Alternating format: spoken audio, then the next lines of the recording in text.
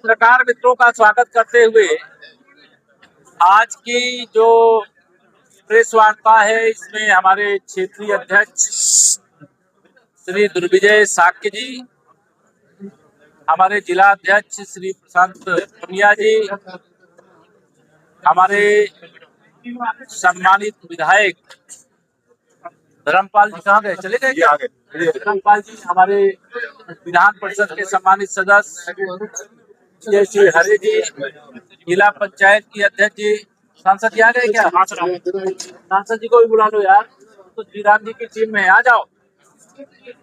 हमारे सांसद और किसान मोर्चा भारतीय जनता पार्टी के राष्ट्रीय अध्यक्ष राजकुमार चाहर जी,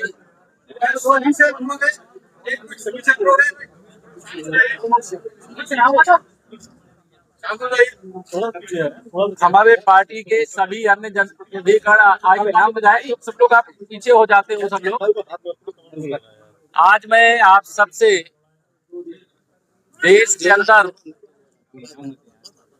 भ्रष्टाचार का भस्मासुर बन चुका मनरेगा, जिसको बनाया गया था विशेष तौर से इस देश की श्रम शक्ति को रोजगार उपलब्ध कराने के लिए, गांव का विकास करने के लिए, गरीबों का उत्थान करने के लिए, लेकिन वह केवल भ्रष्टाचार का पर्याय बन गया था। उससे भ्रष्टाचार को देखते हुए माननीय प्रधानमंत्री श्री नरेंद्र मोदी जी की सरकार ने मनरेगा की जगह जी राम जी, अब जी राम जी जैसे सुनते ही ये विपक्ष के जो तुष्टीकरण की घटिया राजनीति करने वाले हैं, इनको करंट लग जाता है। जी राम जी अधिनियम जो देश की संसद ने पास कर दिया है, वह कानून का रूप ले चुका है और उसको जमीनी स्तर पर उतारने से पहले जो मनरेगा चल रहा था वो तब तक चलता रह जाएगा। 6 महीने का समय इसके लिए दिया गया है, जब तक यह नीचे पहुंच नहीं जाएगा। अब जी राम जी में मैं एक थोड़ा आपको बता इसलिए देना चाहूंगा, वी फॉर विकसित, B for Bharat, G for guarantee for, R for रोजगार एंड, ए फॉर आजीविका, M for mission, G for ग्रामीण। इसका जी राम जी इसके नाम से आया। अब इसमें स्पेलिंग से राम जी का नाम आ गया, इसलिए विपक्ष अर्थात कांग्रेस हो, समाजवादी पार्टी हो, टीएमसी हो या कांग्रेस के जो इंडी गठबंधन के दल हैं, उन लोगों ने भ्रष्टाचार से मुक्त कोई भी योजना को आगे बढ़ाओ तो उस पर अनावश्यक हो हल्ला करने लगते। तो विकसित भारत जी राम जी या जो अधिनियम आया है, यह अधिनियम इस देश के गांवों का कायाकल्प करने वाला है। पहली चीज मैं आप सबके माध्यम से प्रदेश की जनता को बताना चाहता हूं कि जी राम जी जो अधिनियम आया है, इसमें 125 दिन काम की गारंटी सुनिश्चित की गई है। जो मनरेगा था उसमें 100 दिन था। मनरेगा में कोई भी गांव जो विकास कर चुका है उसी का विकास होता रहता था, लेकिन अब जी राम जी के आने के बाद गांवों को 3 श्रेणियों में, ए, बी और सी श्रेणी में बांटने का काम किया जाएगा। अर्थात श्रमिकों के रोजगार के दिन में कमी नहीं हुई, उसमें 25 दिन की बढ़ोतरी हुई। दूसरा, गांवों का विकास करना है तो ए, बी, सी 3 श्रेणी में उसको बांटने का एक यह लक्ष्य लिया गया। तीसरा, पीएम गति शक्ति से जी राम जी योजना को जोड़ा गया है, यानी गांव में विकास के नाम पर जो भ्रष्टाचार करते थे, काम तो कागज में हो जाता था, दिखाई नहीं देता था, अब उसे कोई छुपा नहीं पाएगा। गांव की चाहे छोटी गलियां हो चाहे बड़ी गलियां हो, विशेष तौर से जल संरक्षण की दृष्टि से, जल के निकासी की दृष्टि से, जो गांव की अवसंरचना का संपूर्ण विकास है, उस विकास की दृष्टि से जी राम जी के अंतर्गत व्यवस्था करने का काम किया गया है। सामाजिक सुरक्षा हमारी सरकार की सर्वोच्च प्राथमिकता रही और उस प्राथमिकता के क्रम में ही यह जो जी राम जी अधिनियम आया है, इसके कारण से अब गांव के अंदर जो आधारभूत ढांचा है वो मजबूत होगा।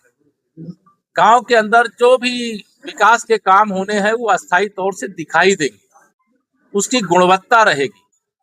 उसके लिए जो हमारे गांव के अंदर किसान रहते हैं, इसका भी इस एक्ट के अंदर ध्यान रखा गया है। पहले क्या होता था, मनरेगा 365 दिन चलाने का काम तो कहते थे कर रहे हैं, वो 100 दिन लगातार भी लोगों को काम नहीं मिलता था, लेकिन जिस समय खेती किसानी का काम होता था उस समय अगर श्रमिक खेत के काम में अगर उपलब्ध नहीं होते थे तो खेती का काम प्रभावित होता था।